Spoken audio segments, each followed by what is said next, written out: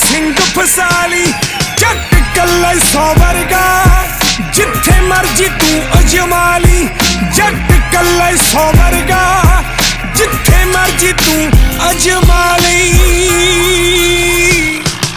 ਉਹ ਡੱਬ ਵਿੱਚ ਰੱਖਿਆ ਏ ਮਹਿੰਗੇ ਮੁੱਲ ਦਾ ਵੈਰੀਆਂ ਦੀ ਗਲੀਆਂ 'ਚ ਖੂਨ ਡੁੱਲਦਾ ਧੌਲਾਂ ਲਈ ਵੀ ਅੱਖੀਆਂ ਨੇ 4 ਘੋੜੀਆਂ ਇੱਕ ਯੰਗ ਮਿੱਤਰਾਂ ਨੇ ਪਿੱਟ ਬੁੱਲਦਾ